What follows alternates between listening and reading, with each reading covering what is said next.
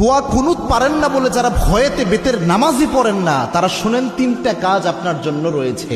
এই তিনটা কাজ করলে বেতের নামাজের পরিপূর্ণ সওয়াব আপনি পেয়ে যাবেন। সুবহানাল্লাহি বিহামদি। ইসলাম যে কত সহজভাবে আপনাকে সমাধান দিয়েছে কল্পনা করতে পারবেন না। এই যে বেতের নামাজে যে দোয়া কুনুতটা আমরা পড়ি, এটা কিন্তু অনেকের মুখস্থ হয় না, যার কারণে অনেক বড় দেখে অনেকে বেতের নামাজই পড়ে না যে আমি দোয়া কুনুত পারি না, আমি কি বা পড়বো। অথবা অনেকে এমন রয়েছে বেতের নামাজে দাঁড়িয়ে দোয়া কুনুতের সময় চুপ করে থাকে, একটা শব্দ করে না, এরকম আছে অনেকে। তো এরকম কোনোটাই মাধ্যমেই আপনার কিন্তু দোয়া কুনুতের যে হক এটা আদায় হচ্ছে না। এবং বেতের নামাজ এটা কিন্তু ওয়াজিব একটি নামাজ, এই নামাজকে আপনি ইচ্ছা করে ছেড়ে দিতে পারবেন না, এবং ওয়াজিব সবসময় চাইলে আপনি তরক করতে পারবেন না। এই জন্য বেতের নামাজ গুরুত্বপূর্ণ।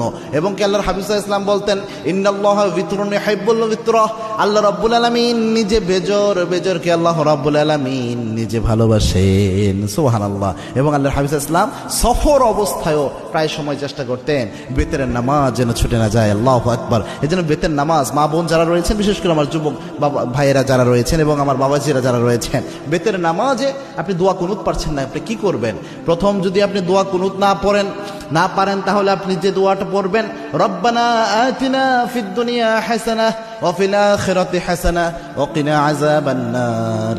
এই যে আয়াতের একটা অংশ, একটা দোয়া আল্লাহ রাব্বুল আলামিন দিয়েছেন, এই দোয়াটা আপনি প্রথম পড়ার চেষ্টা করবেন। বেতের যে সময়টা এই দোয়া পড়বেন, রব্বানা আতিনা ফিদ দুনিয়া হাসানাহ ওয়া ফিল আখিরাতি হাসানাহ ওয়া কিনা আযাবান নার। এটা পারলেন না ধরেন আপনি, তখন আপনি কি পড়বেন? আল্লাহুম্মা গফিরলি, আল্লাহুম্মা গফিরলি, আল্লাহুম্মা গফিরলি। এটা বারবার আপনি পড়তে থাকবেন, তাহলেও দেখবেন ইনশাআল্লাহ বেতরের হক আদায় হবে। 3 নাম্বার হচ্ছে আপনি পড়বেন আস্তাগফিরুল্লাহ, আস্তাগফিরুল্লাহ, আস্তাগফিরুল্লাহ। তিনটার যে কোনো একটা যদি আপনি পড়েন, আশা করা যায় ইনশাআল্লাহ বেতরের হক সাময়িকভাবে আদায় হবে। তবে এটা এই সময় পর্যন্ত, যতদিন পর্যন্ত আপনার মুখস্থ না হয়।